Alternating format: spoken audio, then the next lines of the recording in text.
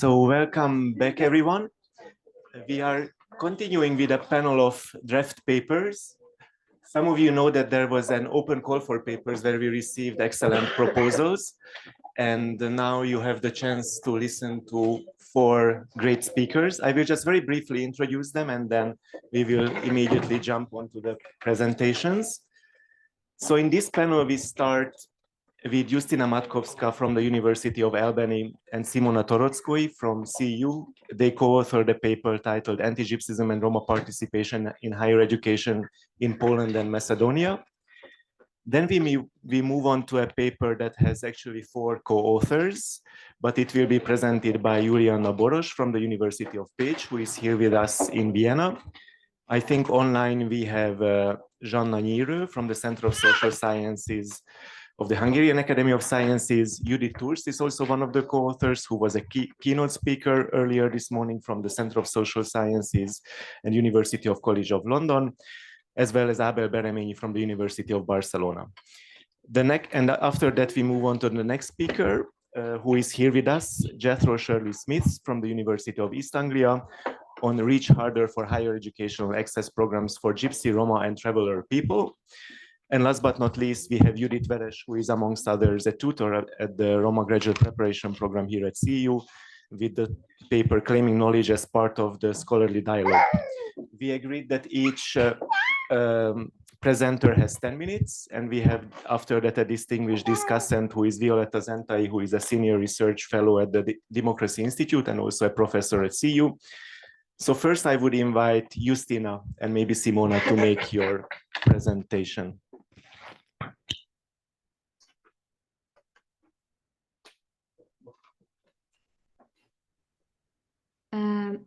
Okay, can you see my screen?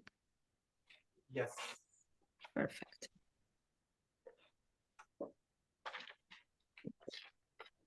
Okay, so good afternoon. Thank you very much for a very kind introduction and for having us. Today in our brief presentation, we will discuss anti-Gypsyism and Roma participation in higher education in Poland and North Macedonia.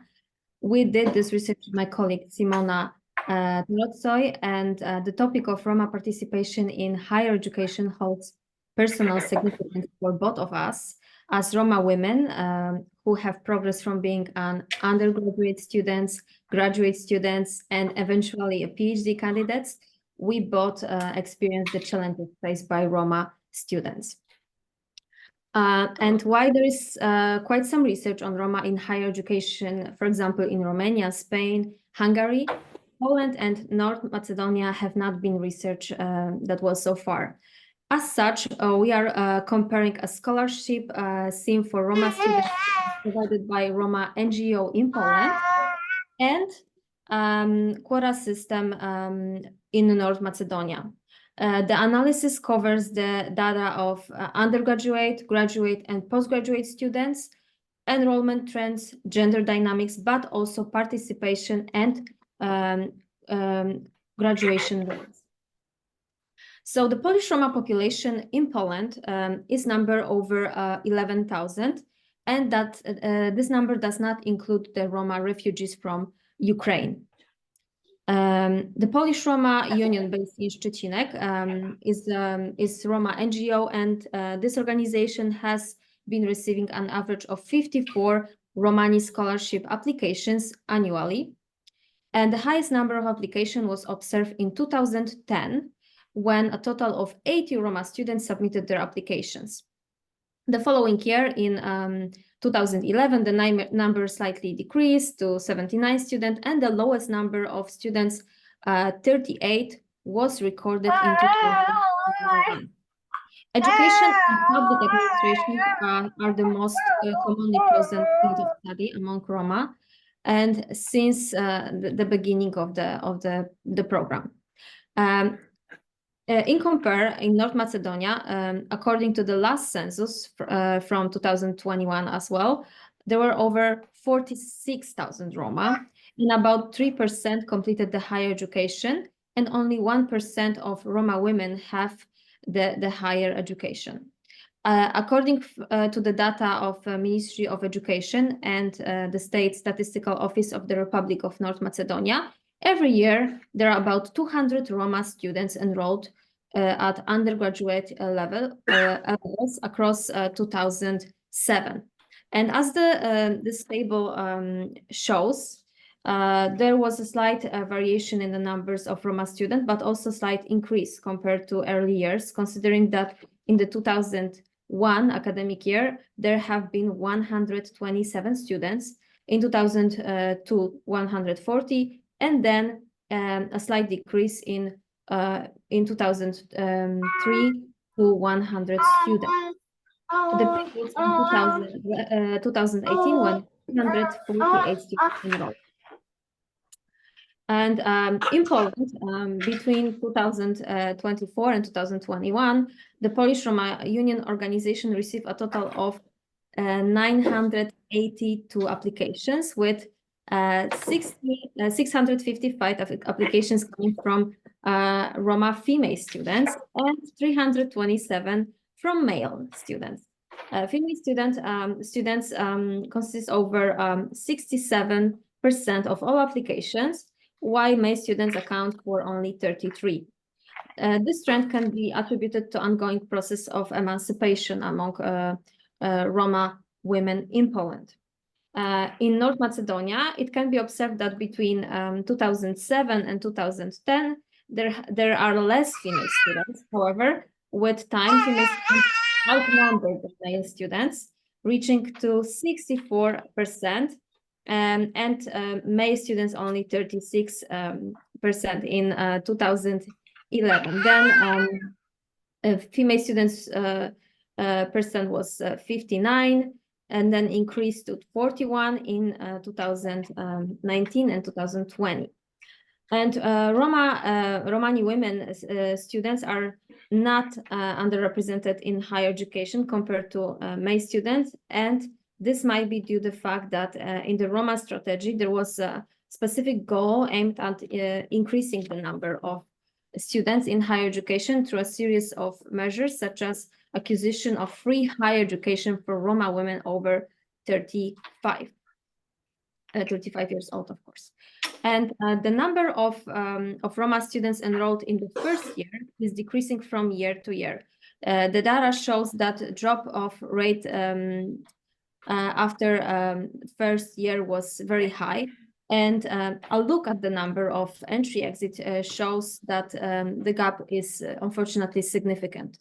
One of key findings of this analysis is that the most of Roma students do not graduate from their studies. The graduation rate among Roma higher education students are also the fields of study, and also the fields of study they have graduated is significantly affected their employment prospects. And in conclusion, the statistics indicate an underrepresentation of Roma individuals despite years of government support through programs aimed at Roma community, especially in the field of education. The curriculum and the academic environment can create a sense of alienation for minority students by reinforcing false narratives, stereotypes, and standardizing social interests and values of the dominant society. Therefore, experiences in the academic system that creates a separation of Roma students' values and backgrounds from that of dominant society limits their ability to develop higher education aspirations and their overall academic and social integration. The low enrollment of Roma students in higher education is a reflection of structural racism and anti-Gypsyism, demonstrating that Roma at the elementary and high school levels face significant disparities compared to non-Roma students. Furthermore, Roma students must confront negative stereotypes, racism, and the burden of their Roma identity in schools and the universities. On a positive note, it's encouraging that education is a preferred field of study for Roma students, as they are driven by the desire to support the education of Roma children and contribute to their community. By pursuing higher education, Roma students aim to make positive impact on their own community and inspire future generations in their educational and professional pursuits. Why universities are increasing, incorporating and promoting multicultural education and practices, the focus tends to be mainly on the foreign cultures with limited attention given to Roma culture. In fact, education about Roma community is still lacking at all levels of education. Therefore, there is a pressing need to include education about Roma culture in curriculum and implement inclusive programs for Roma students at the universities. Thank you very much.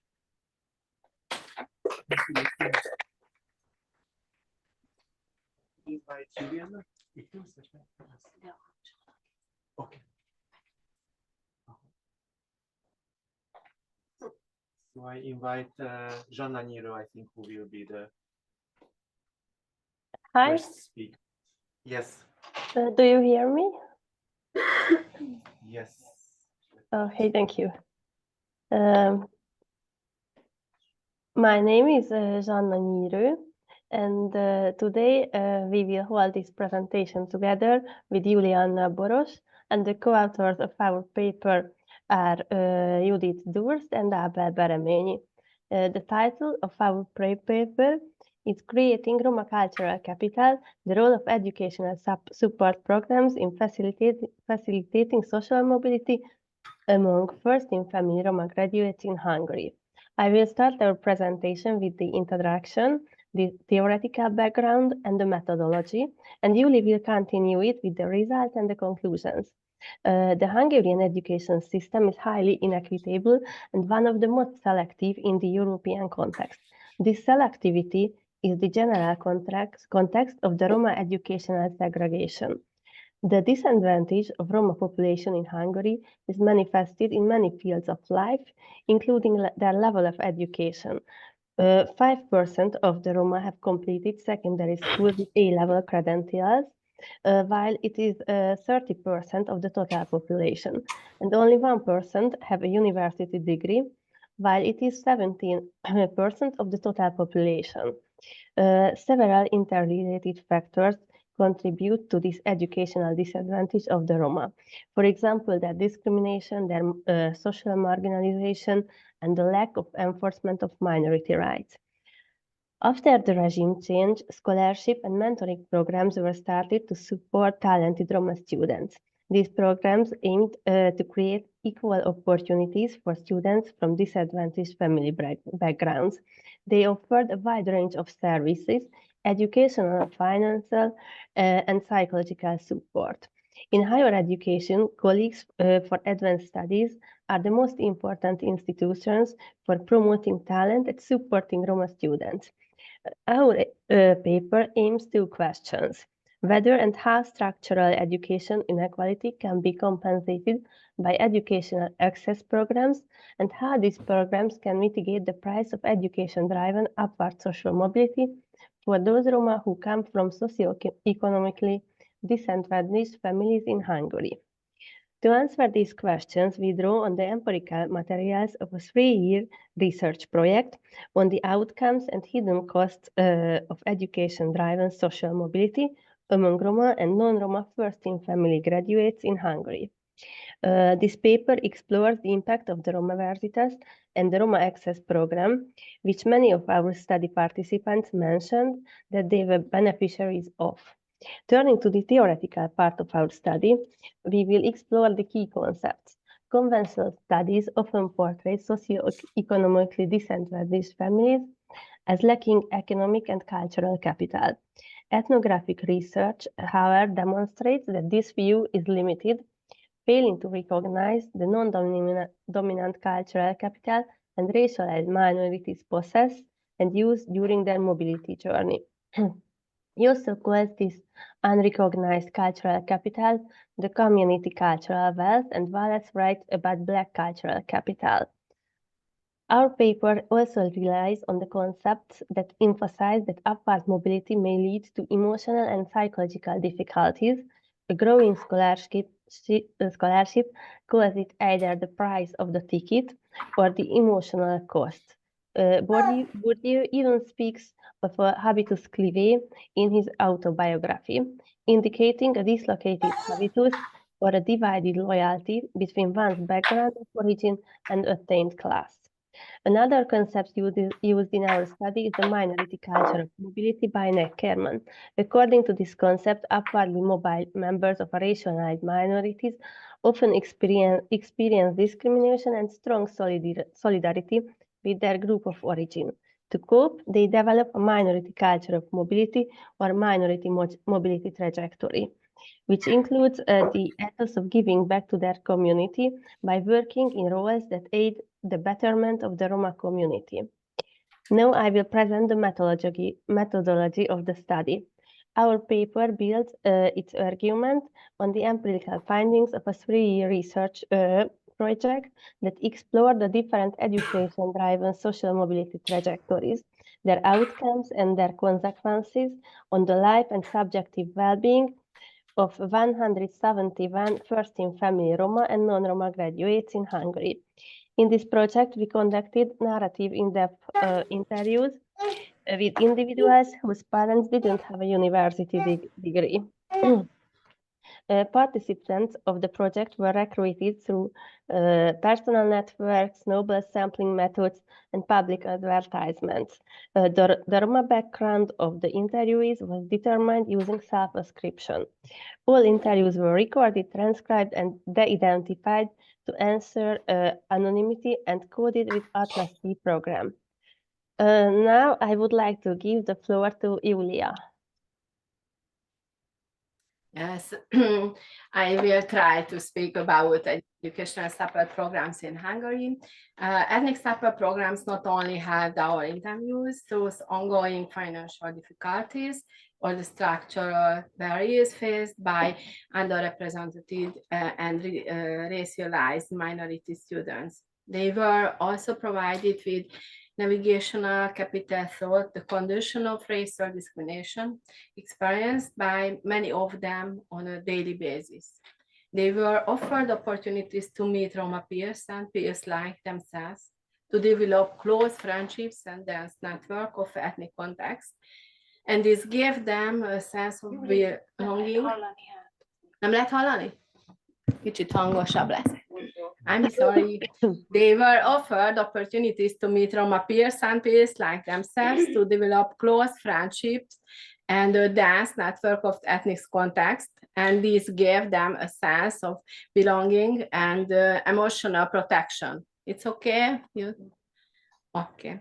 Thus, these Roma support programs and organizations significantly contributed to reducing the price of upward mobility, alleviating the psychological and emotional burden of class change. The vast majority of Roma participated in support program, while only about a tenth of non-Roma participated in such a program. There were two reasons for this.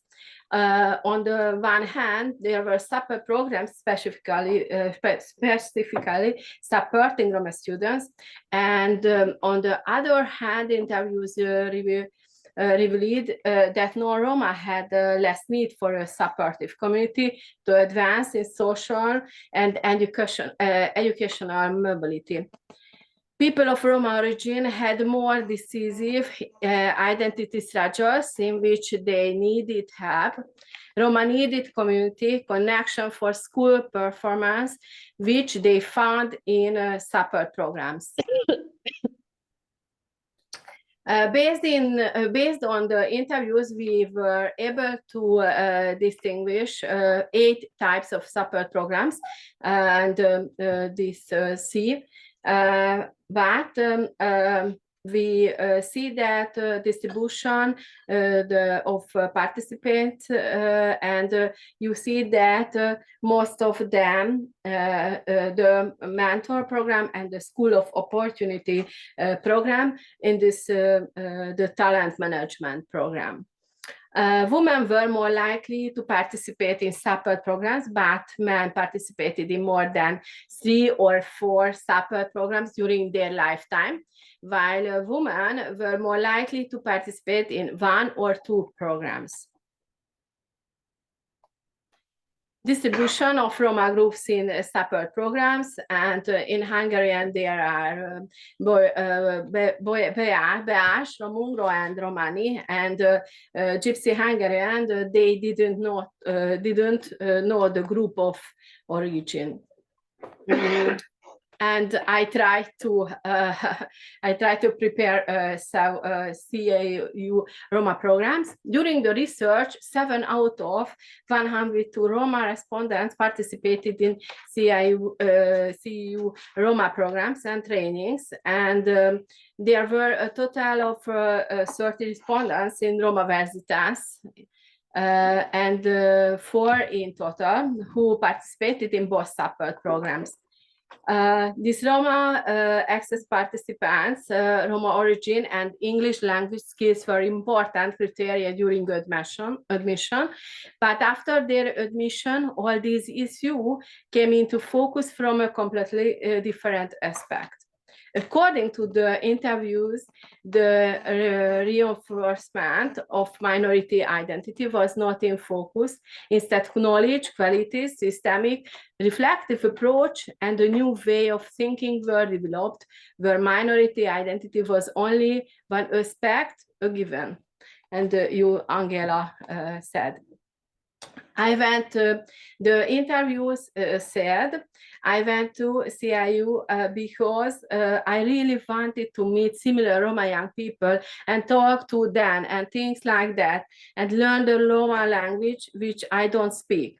These are the things that I think of. Usually everyone comes into a program with different expectation, but there wasn't much emphasis on these things anyway. The special college model, Roma Versitas. The members of the college become intellectuals by internalizing the values of the community. Social responsibility and the strengthening of minority identity go hand in hand with academic expectation of supporting the values of the Roma community and social solidarity, and indirectly with giving back to the community.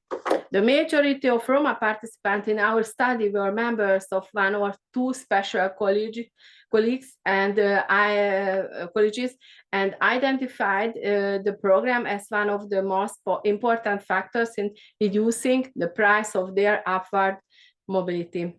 The program has succeeded in building Roma Cultural Capital, a wealth of resources that can be successfully used by both lower and middle class Roma youth.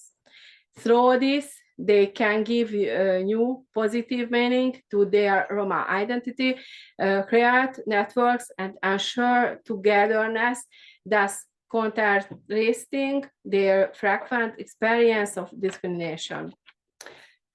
The years at Roma Versitas were good and gave me a lot of strength. What did I get from that community? They provide me with a monthly stipend, which greatly helped my financial situation. I sent half the money home to help my mother. The scholarship also had symbolic value. It sent me the message that the effort I put into learning is appreciated. The years I spent at Romver also helped me overcome my identity crisis.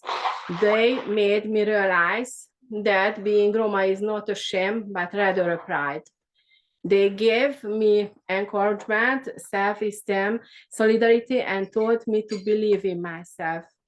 I understood that everything that makes us human helps us feel good in this world. It is thanks to that period that I will never be ashamed of myself again. This kind of enlightenment has also come to Roma circles, that we think differently about what it means to be Roma. We have become convinced that not only non-Roma culture has value, but also Roma culture. By the end of the program, the majority of respondents felt that they had opened up to the world, that their knowledge had opened up to new opportunities, new mobility paths, their network capital had expanded, and they felt that the future would continue for them in the international space by working abroad. Participants who completed the program became much more confident. Their self-esteem improved, their knowledge expanded. For me, CEU was a place. I could describe it as if I had slept until then. And this mindset that they require, or what's normal there, is this mindset, this critical look at the other side of everything level. That's really awakening to me here, where friendships have been made, they are very strong. And I think that's basically where I decided what kind of career I would have next. I think the biggest thing I have seen to this day is self-confidence. So from then on, I think I focused a little less on the fact that I was a gypsy, on my gypsy identity, because I know I can do anything. If I can do CEU. And I knew what my anti-skills and skills were, and I went through it. I could do anything. And yes, conclusion, we understand Romani cultural capital to be similar to Black cultural capital in the sense that it represents a pool of resources that middle-class Roma youth can benefit from in order to give their Roma identity a positive meaning. With this complex approach, Roma education programs make a significant contribution to alleviating the cost of upper social mobility of their beneficiaries. Roma man who has studied at Roma Access and Roma Versitas has the following words about his current life. My sister and I always ask ourselves this question: was it worth studying, doing this? And what if? And we're saying, actually, that's how it turned out, and that's right. My sister and my friends, who were my colleagues, classmates, and girls, often talk about how being an intellectual has a great responsibility. You have a lot of information, you can see things that others can't, and it's often frustrating that you can't change that. Next to it, it's like, it's strange to say it that way, but from such a high altitude, their air is much rarer. So you can have conversation and interactions with fewer people where they understand that what you're saying. Social issues, simple problems in your life, and they feel your problems. They understand me. My story, yes. I will close with my personal story that I applied for the Roma Access program in 2005. But at that time, I was already living with my husband. So it was unimaginable for me to live separately for months, and we had to fight for a living. We worked 2 jobs. Also, I was hired. I did not start the training, unfortunately. I have not learned English well since. This is a fantastic program, a good opportunity, but unfortunately not for me, maybe for my children. Thank you for attention.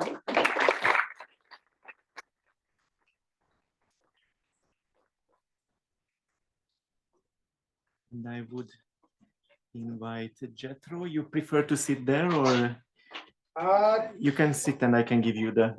Oh yeah, and you can press... Oh, Yeah, yeah, you even can better. just push the button. Okay, thank you. Can you all hear me at the back? Yeah. Okay. My name is Jethro. I've come from East Anglia, University of East Anglia in the UK.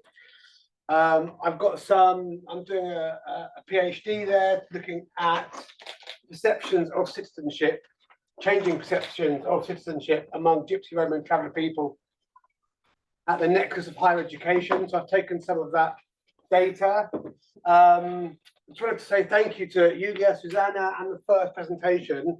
Very, very interesting. I might get in contact with some of that data. It's very good stuff. I have to also apologise about my talking. I'm doing a dental experiment with the Cambridge University at the moment. Bad timing, so I can't talk very well at the moment. So please bear with me. Okay. Right, what's the goal of my paper? The goal of my paper is to understand that there are programmes in place to help certain communities in the UK. It does appear they are embarrassingly much further behind than the CEU. The CEU seems to be doing some fabulous work compared to what we're doing in the UK. But they are having an effect, and it is moving slowly. So I thought I would look at the tension between what's working, what isn't working, and ask the question, why? So higher education as a pathway, there's just some thoughts here. We all know that there are benefits to higher education in terms of our perceptions of who we are, how far we go, what kind of employment opportunities, our social development, our civil society building, our cultural values, all of these kind of things. There's lots of benefits to higher education. And yet, in the UK, student numbers from Gypsy, Roma and traveller backgrounds remain very, very low. We don't really know what they are, but their estimates are about 1 to 3% of these communities. So I think somebody touched on that number earlier. It might be an Angela, 1% of these communities are going to higher education. So we know there's a disparity between these communities going to higher education and what higher education can offer. What do I press? Is it just this one? Yeah, just the right arrow. Yeah. Okay, so I thought I would look at this tension through these two lenses, one of Charles Taylor and his ideas of recognition, and one of Nancy Fraser and her ideas of redistribution. And at the moment, you'll see these two circles of the same size. There's a reason for that. And I wanted to draw on Charles Taylor and his ideas. Charles Taylor suggests that rights by themselves are not enough. Minority groups want their identities and their cultures and their contributions to society to be recognised. And he draws inspiration not just from Hegel's idea that identity is constructed dialogically through a process of mutual recognition, but he draws mainly from the 18th century, 19th century Herder's idea of his romantic idea of the notion of essence, that there is a certain way of being human that is my way. We are all entitled to have our way be out there and recognized by everybody. And if we're not doing that, we're not being true to ourselves, to our communities, to our cultures, to our identity. So for him, recognition is a really, really important part of understanding the cultures that are in your society. Nancy Fraser, in her redistribution status model, says, well, that's not quite enough. Just recognizing people's cultures isn't quite enough. What we actually have to do is go into the institutions and look at how institutions, their funding model, how they structure their institutions, and how they actually start to create hierarchies of different community groups through policy, through funding, through all of this, through training. They actually start to hierarchize different groups. And that's what needs to change, according to Nancy Fraser. So I wanted to take these two ideas and look at the questions that I've been asking. Now, I don't know if you've heard of the pledge, we call it in the UK, GTRSB, into higher education pledge, Gypsy, Traveller, Roma, Show People and Voter People. And this was set up in January 21, and it came from New Bucks University. Pardon? What is it? Okay, yeah, okay. Shall I do that again? Okay, Gypsy, Traveller, Roma, Show People, and Boater People. Yeah, the communities that live in boats. Yeah. On the canals, yeah. And this was set up from New Buckinghamshire University. So it came out of the university system. And their plan was to try and get all the universities in the UK to sign up to this pledge and get more people from these communities into higher education. To date, they've got 18 out of about 166. So about 6 months ago, it was 12 and it's 18, so it is rising, but it feels like quite a small number when it is free. The university doesn't have to pay anything to be part of this pledge. So why haven't they all signed up? And I can say that the Vice Chancellor of my university was at the launch event of this pledge and gave a speech and said how fantastic it is. But my university still has not signed up to this pledge. So it's one of the things I'm trying to push for. Now, the main requirements to establish an end contact for a point of contact, clearly identify and publicise the support for the GRT students, provide some data monitoring, which they're doing, the universities are doing for all other groups, they're just not doing it for these groups, and to build a supportive and welcoming culture for GTRSB students, and provide some outreach and engagement. Some universities are doing a little bit of outreach, but you'll see from some of my findings, some universities are doing none. So this is the initiative that I wanted to investigate through the lens of recognition and redistribution. Okay, so what did I find? In terms of recognition, I interviewed I had nine participants from Gypsy Roman traveller backgrounds. There were 3 academics, there were 3 undergraduates and 3 graduates. And these are some of their responses. I think it responds to the clear lack of representation in universities, both in the student body and also in the curriculum. The pledge is needed. I just think every university should sign up for that, the pledge. If it's free, why wouldn't you? It sends out a message that we matter. And that for me is a really important quote. It sends out a message that we matter. So just having this initiative in the UK existing sends out a symbolic message that we matter. And that's really, really quite important because before 2021, that message was not coming out. So that's in terms of recognition. We're being recognised. These groups are being recognised. Now, in terms of redistribution, these are some of my findings. Access and participation plans. So in the UK, they've got fees that have been brought in over the last few years, over the last 10, 15 years.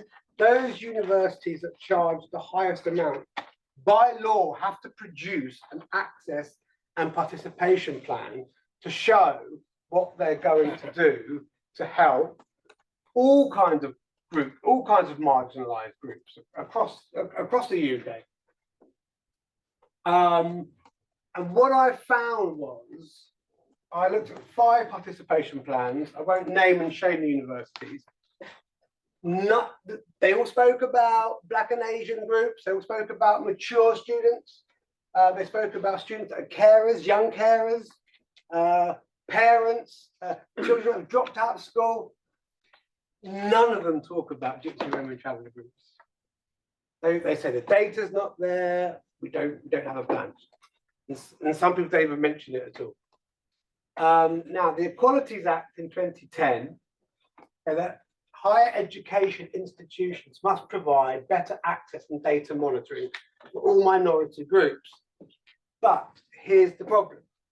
Prioritization is given to the more visible groups, and resources and money and funding and time is allocated to population group sizes by population. Now, if you've got a university that only has 1 or 2 Roma enrolled, but you have 1,000 Black and Asian minority, where is that higher education going to put that funding? Is into the group of 1,000. And that's a problem. because they're basically saying they're prioritizing some groups over others. And in the context of Fraser, they're starting to put a hierarchy on which groups that they place their money, their time, and all their resources. We know here that the majority of students go to or know about higher education because they come from families with a history of going to higher education. I think Magda touched on that point earlier on. Institutions need to do more to reach beyond families in the know and go into communities for whom universities are far off, unachievable place, reserved only for the privileged. Now, this is a perception that came from one of my graduate participants, that higher education is reserved only for the privileged. And that's one of the barriers that universities in the UK need to break down. The CEU seems to be doing it much, much better. Little to no outreach plans in many higher education institutions. I asked one, thank you for the countdown. It's just like my wife, stop talking, Jethro, okay. There's one Roma academic in one of the UK educational institutions, none that I know of. They don't do any outreach. That university does zero outreach into Roma communities in the UK. I think their university should be more accessible. They were always the most daunting places. This is just about the spaces in universities that they felt uncomfortable in. So, just to really sum up here, what I've done is I've taken the two equal circles and conceptually I've eclipsed one of them, because recognition and self-worth is starting to happen. The participants that I spoke to said they're starting to feel more recognized because the pledge is symbolically recognizing their culture. But the institutions aren't doing enough. The institution needs to work harder.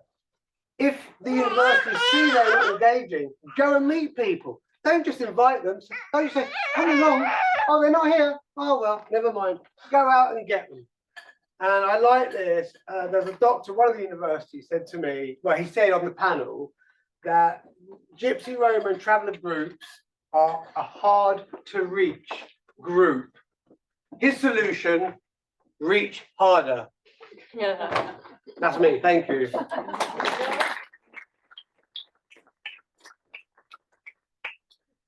Thank you, Jethro. And last but not least, I invite Judit to make her presentation. Thank you for having me here. My paper is basically a bit of reflection based on my tutoring RGPP students. The current title goes like iterations against loss of knowledge. This paper grows out of my experience of tutoring RGPP students, more precisely out of the process of accompanying students on finding their research topic and formulating their research question and writing a paper or thesis. For this, I think there is no other way than to look at their experience, life trajectory. While this may sound obvious, self-explanatory, it is not so. To come to think that your own experience is and can be the basis of an analysis in an academic setting is far from a straightforward journey. I argue that upon entering the academia and in the process of acquiring the skills required along the way, there is a loss of knowledge accompanied by a varied set of emotions, happenings, which the teaching tutoring setting needs to address and continuously negotiate for the students to thrive. To find that analysis or poesis are good answers to the loss of your inherited knowledge passed to you in your world and community is a lesson hard to learn. I build upon the turn of phrase loss of knowledge. Amiya Srinivasan, a feminist philosopher, asks how it is possible to stop people from losing knowledge in a situation with power differential or simply in the face of bedrock disagreement. And while she compellingly challenges the standard liberal public discourse based on the ideal of the free exchange of reason conducive to knowledge, I would like to propose to think about loss of knowledge as a form of dispossession concept that is part of different analytical frameworks compellingly put to use by a variety of thinkers, for example, by Carbonella and Kashmir, Harvey, Atanasio and Butler, Narodsky, to name but a few. I propose to think of dispossession as a loss of word or loss of worldliness. I approached the Roma graduate preparatory program at the Central European University as part of a larger institutional crisis of knowledge, on the one hand manifest in the neoliberal university, and on the other hand steeped in a wider cultural, economic and political milieu, whose dominant imaginary, following Nancy Fraser, who speaks about the dominant imaginary being liberal, individualist and gender egalitarian. Here I make a slight twist and I add that the dominant imaginary being multi-cultural. I explored through the 16th edition of the Venice Biennale happening between April the 20th and November the 24th, 2024, the multicultural aspect. To understand the experience of RGPP students and the conundrum of loss of knowledge, I think about the RGPP as, part of the neoliberal university, as a particular locus of knowledge production where the worth of one's knowledge may become unrecognizable by dominant market standards. The question that universities are very much part of but do not wield a monopoly over is about what may count as modern knowledge and who will count as producers of knowledge. Quote, whose relational ontologies, whose wordings, unquote, as Haraway so eloquently has put it in a way, is the central question also of this year's Venice Biennale, the most prestigious art event, titled this year Strangers Everywhere. This question is more urgent than ever in a more general climate of anti-intellectualism, attacks on universities as places of free speech and critical thinking, as the expulsion of the CU, the radical overhaul of the entire Hungarian higher education, and the more general privatization of higher education at a global level all reflect. The question about what are the conditions or possibilities of knowledge in the world right now is redolent of a familiar statement that in our world we make history, but we don't make it under conditions of our own making, and that therefore we should pay very careful attention to the kinds of conditions that are surrounding us in the reproduction or production of knowledge. I think about the loss of knowledge as part of a larger dynamic of dispossession that is happening worldwide, with populations losing their land, their citizenship, their means of livelihood, and becoming subject to military and legal violence. One cannot but recall the large demonstration that took place in Budapest in defense of the CU in 2017, demonstration which did not succeed stopping the expulsion of the university, but which is deeply wedged in the psyche of those who were there in those times, in the institutional memory of the Central European University. Amia Srinivasan contends that in a climate of deeply entrenched political disagreements, reason does not suffice. She quips, people just don't respond to arguments. It's the work of a lifetime to make yourself into the kind of person who does. According to her, the contemporary liberal tradition in political philosophy falls short of addressing the problem.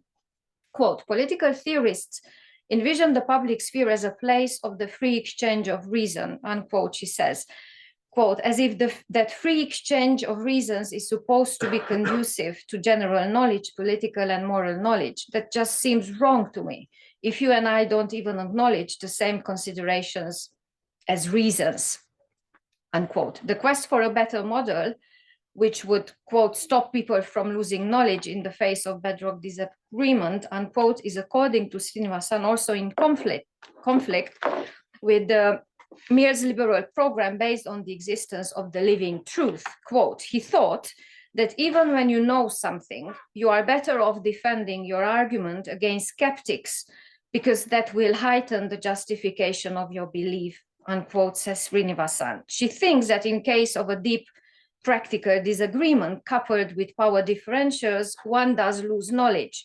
She thinks of the case of a Black person in the US who has knowledge that police in his town are racist because of his experience. Yes, it may happen when pushed by a skeptic that he's unable to counter every argument with which he's presented. Srinivasan contends that such a person is at risk of losing his knowledge, not because his evidence is defeated or he loses his justification, but because he might feel psychologically that he needs to give up his view. Venice Biennale, the biggest biennale in the art world and the zeitgeist. So this session is shortly about cutting people from means of survival. This is not only a matter of land deprivation, but also, as Atanasiou and Butler argue, about subjective and epistemic violence, about discursive and affective appropriation with gendered and sexualized implications. There is an appropriation, a loss, and the disfiguration of corporeal affective spaces involved, which is imbricated with the social construction of victimhood. And this is a critical aspect of post-colonial dispossession and its mechanisms of normalization. They argue that embodied subjects are, quote, simultaneously produced and foreclosed via the violence of neocolonial capitalist, racial, gendered, and sexualized regulatory schemes, unquote, and that they present themselves in their erasure. The title of this year's Venice Biennale is Foreigners Everywhere. Migration and decolonization are the key themes, according to the Biennale's first curator from the Global South, Adriano Pedrosa. Well, the UK artist Anish Kapoor criticizes the title of the theme and the theme of this Biennale, saying that the show with its title, Strangers Everywhere, overseen by the Brazilian curator, plays in the hands of Italy's right-wing government.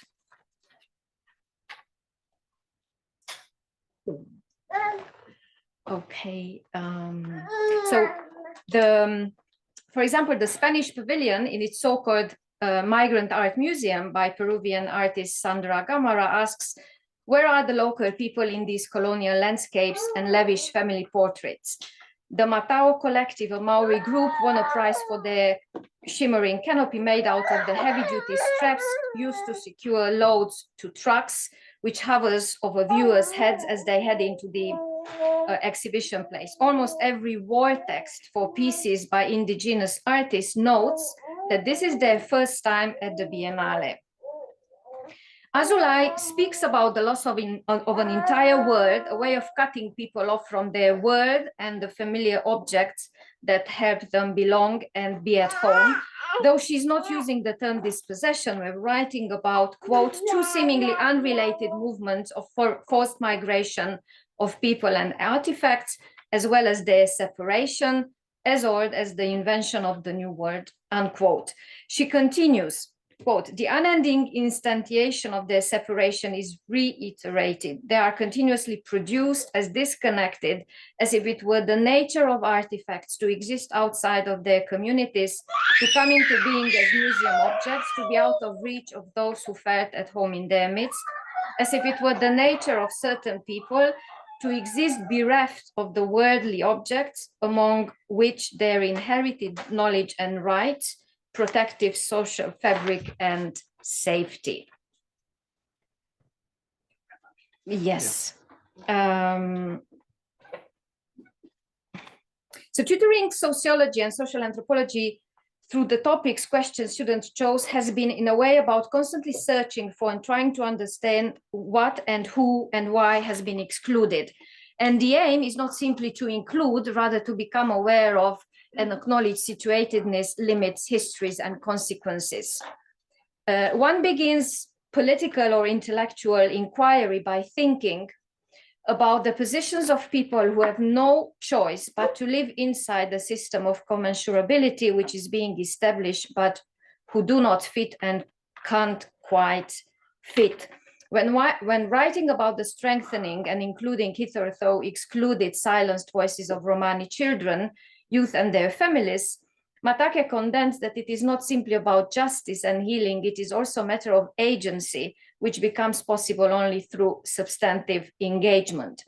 And the memorializing of resistance or the building of counter-narratives to official representations of Roma that have begun to emerge as alternative histories, artistic works, and youth initiatives, as considered by Matkowska and Baba, are all examples of knowledge production. These are knowledges about disparate, hitherto excluded words.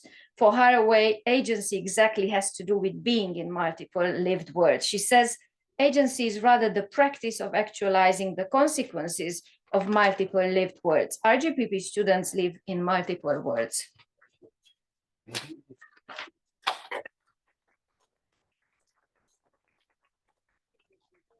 Oh. Yeah, thank you so much. And I would like to invite Violetta Zentai to reflect a bit on the papers. And then I would, after that, open up the floor for comments and questions, wherever you prefer to stand. Thank you. Probably, Yeah.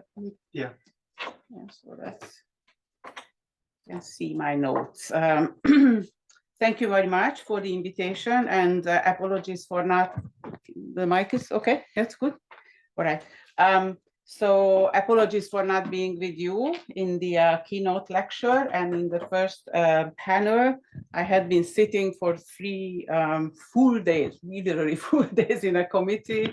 It's a hiring committee which has to pay due attention to all subtleties of the people who are invited to talk. So there's no escape, and that's the right thing. So they overlap. So back to back the 2 programs. So my first couple of points might concern certain considerations or thoughts that might have been spelled out or might have been spelled out in the first session or maybe in the keynote.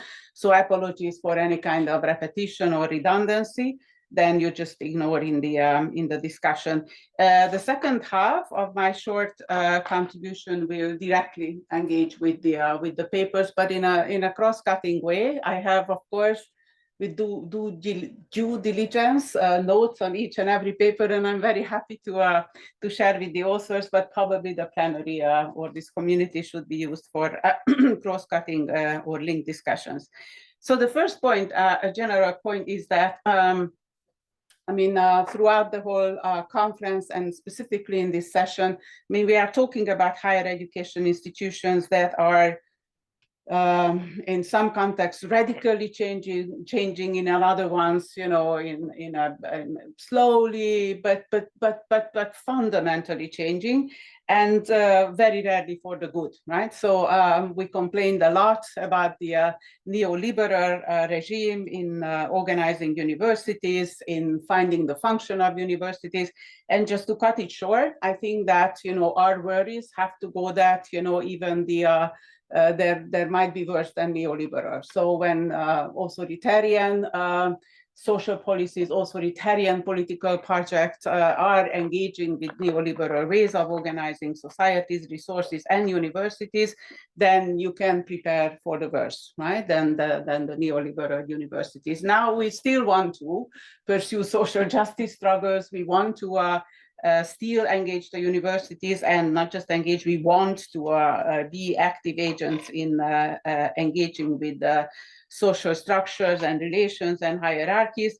And my second point is that if the task is to relate to universities that are not even the much criticized liberal universities with some kind of slowly changing inclusive patterns or machineries or certain pedagogies, but neoliberal universities very easily making friendship with authoritarian regimes or authoritarianizing regimes, then what is the balance in the tension which had always been in higher, let's say, modern higher education institutions and structures. One is that they have always reproduced in some way or another social hierarchies.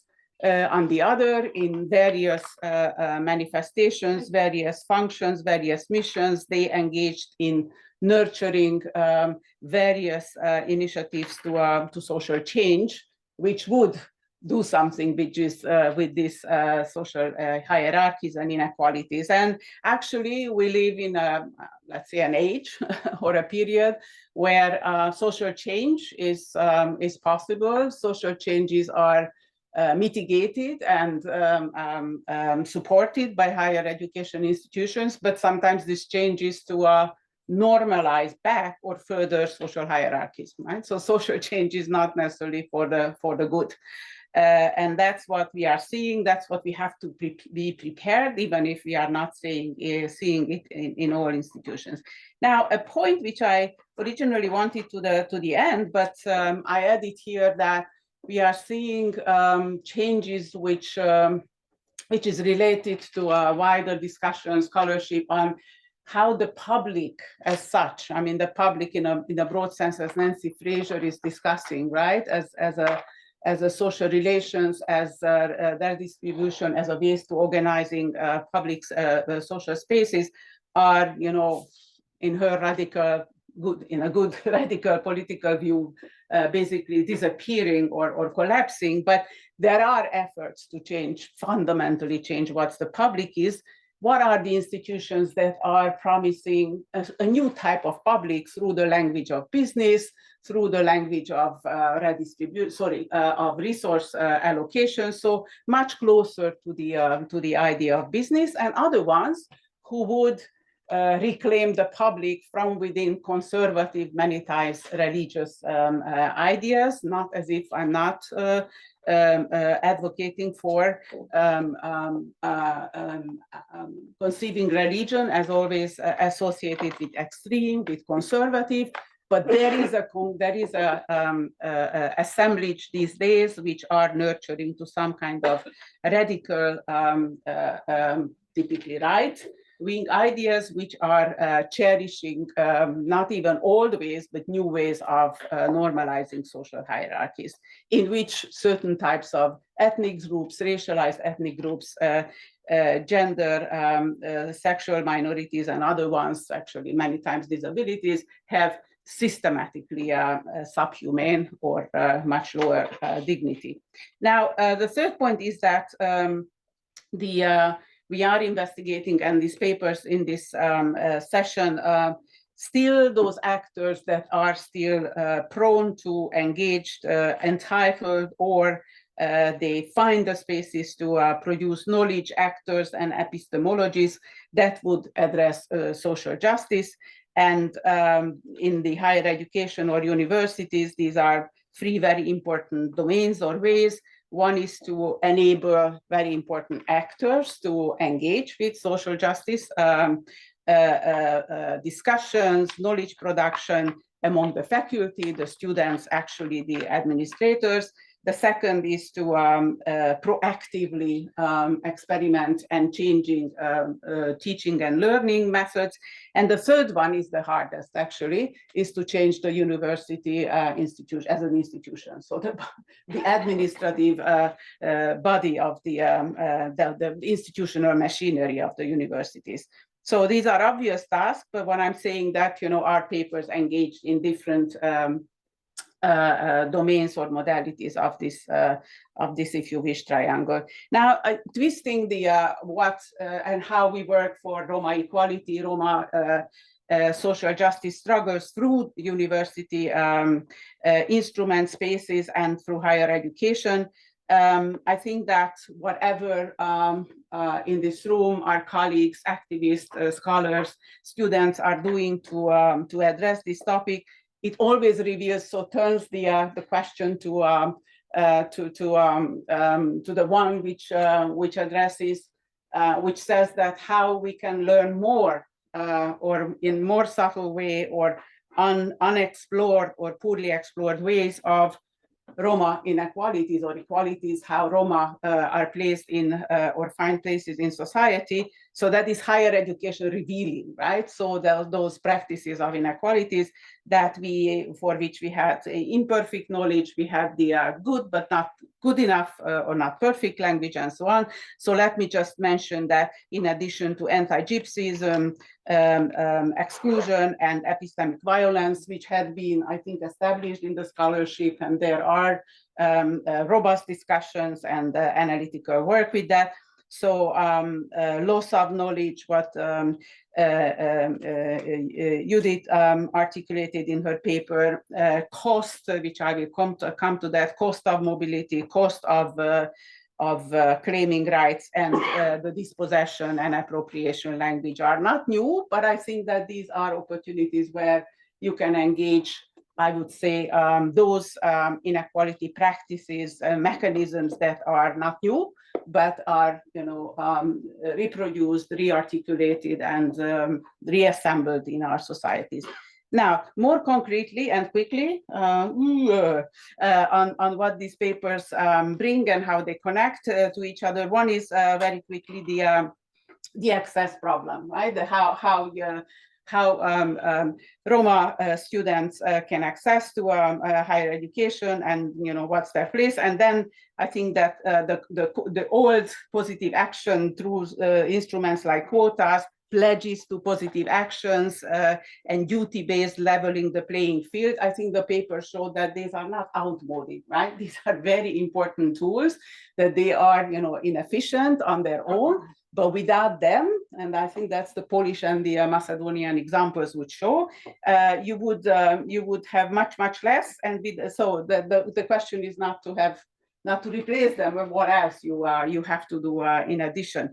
I think very interesting to more engage in a more, I would say, analytical way, what are those mechanisms that are not produced by the universities, but inducing very important changes, how Roma students or Roma youth can engage in higher education. For example, it's very curious, if you wish curious, gender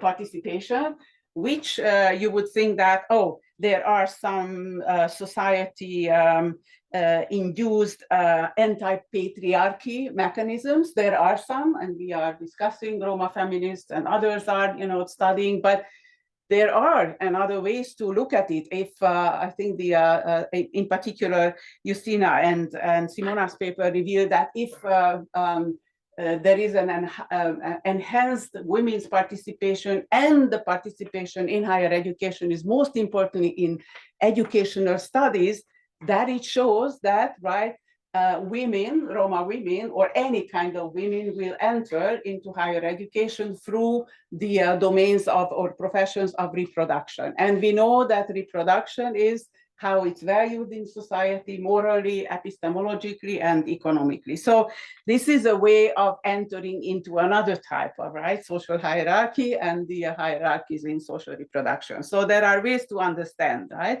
what it is and how it relates to our inequality thinking. I think the second big topic which cuts across the papers, this is the pedagogy, knowledge building, tutoring, mentoring, so the teaching and learning methods. And here I think that I already acknowledged the I would say the non-conventional or relatively new ways of thinking about radical openness. So not just the anti-hierarchical opportunities, but opportunities that would be the avenues to dialogical learning. So specifically not catching up, specifically not, right, just but transforming the space in which the let's say the mainstream and the ones who are excluded or underrepresented in higher education would probably talk to each other and build knowledge. The third one is the designated access programs and the support programs. And here I would have a lot of some questions, observations on what these institutions are doing and how our papers are talking about those. I think it's very productive to think through how the multi-author Julianna Boros and her co-authors bring Bourdieu and social capital. And I think it's powerful, it's enlightening, it's thorough, but I would suggest, but in addition to that, I would suggest to think about the limits of thinking with Bourdieu, right? So Bourdieu shows that, I mean, exactly the notion of capital, that, right? So there is an accommodation, not an assimilation, but accommodation of the epistemology, of the valuation of the mainstream, of the middle class, and so on. But there are, or there might be subtle ways in which those who are in these programs and those who are have the courage, the dignity to claim rights, they are not only want to catch up, they are not only seeing themselves and their ways of learning, reasoning, and seeing equally worthy, but having the power to unpack the blind spots of the majority knowledge and to build communities of learning, or even commons, learning commons together, right? So you see, it's much more, right? Or more radical, not necessarily the impact, but the thinking than what Bourdieu would suggest. But that's my academic kind of caveat with Bourdieu, fantastic thinker, but it allows you to, right, to some extent, to understand, you know, what is possible through social mobility. But he is probably a limited advisor on social change, right? Or even epistemological change. Now, final, and this is the again, I think the relatively new, and I again acknowledge all of you who engaged, and all of you engaged with this notion, problem, argument in one way or another. What are the costs of transformation? Transformations in a due sense, right? Those transformations when there is equal recognition, participation, and so more than participation, equal recognition of knowledge, capabilities, and so on. So what's the language? What's the framing? Framing is not everything, but framing allows certain ways of thinking and working and arguing. So cost of transformation, cost of transformative learning, cost of all kinds of good things. That's the neoliberal language sometimes, right? So do we want, you know, this economic language always using, but you feel that maybe this is the word where you may need something else. Injuries, right? It's powerful, but it's trauma. It's trauma related. I mean, we know that why we want to step out from the trauma. Burden, that probably is more to my taste, intellectual and political taste. I mean, it resonates, but it's very common sense, commonplace, right? The burden. So I'm just throwing into the discussion, right? What should be, but the whole problem of what are the individual, the community, the social cost, burden, injuries, right? Of achieving worth and, let's say, equal attention is very important. And we are looking for there's no best language, but better and less good ones. Okay, and maybe other ones, but we should leave. Thank you so much for the in-depth discussion. So what I would invite other comments and questions, and then in the final round we can go back to the speakers, but we have a distinguished audience, so I would encourage comments, questions, observations on the paper. We can start with Mickey and then yeah.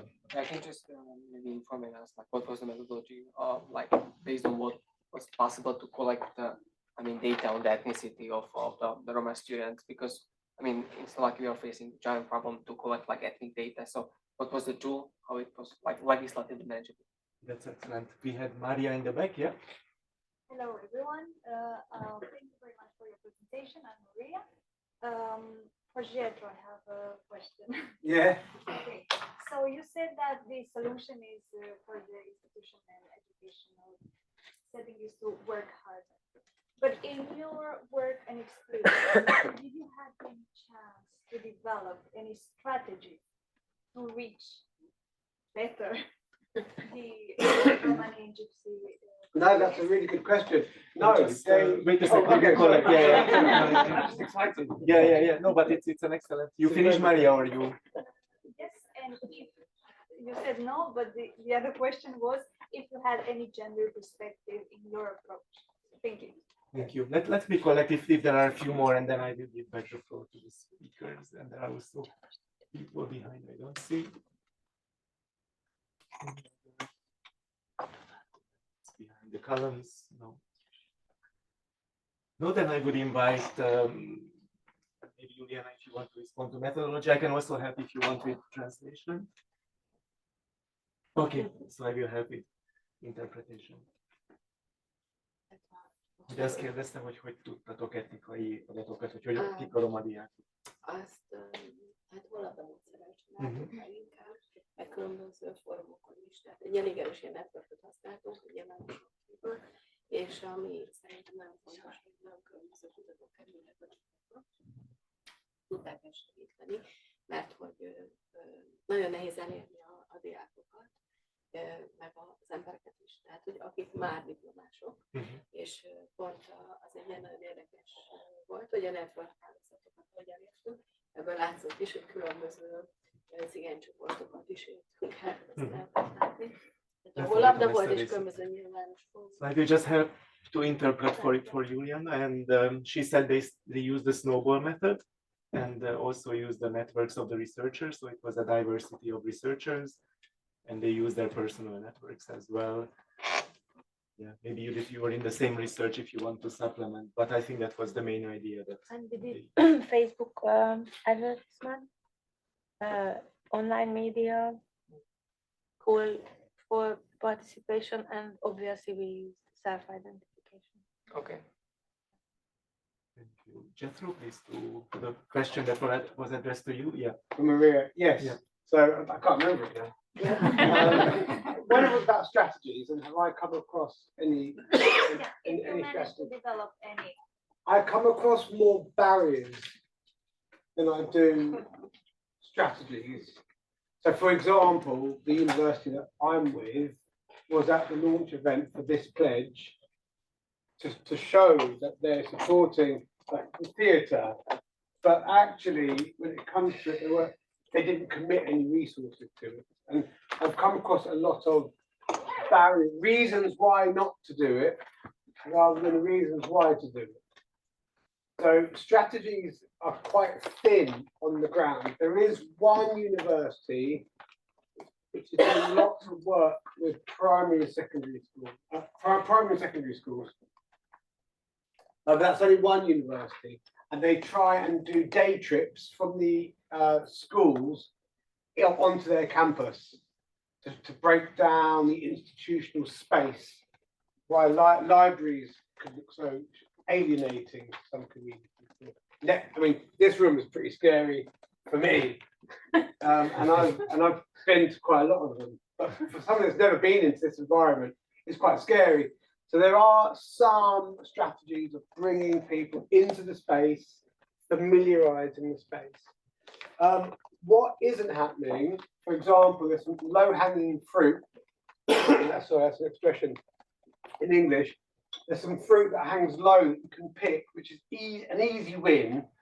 For example, I've been to a few Gypsy Roma traveller conferences in London, and you had a big audience there of like Roma youth organisations, and no universities are there. Why not? That's an easy win. Just be there and then go and introduce yourself to people. And for some of the participants that I spoke with, they haven't even thought about going to university. So all they need is to meet someone and go, oh, that's a good idea. I might try that.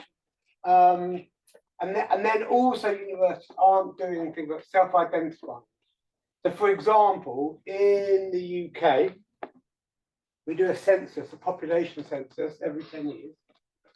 in 2011 was the first time in 120 years that if you were gypsy or traveller, you could self-identify in the UK.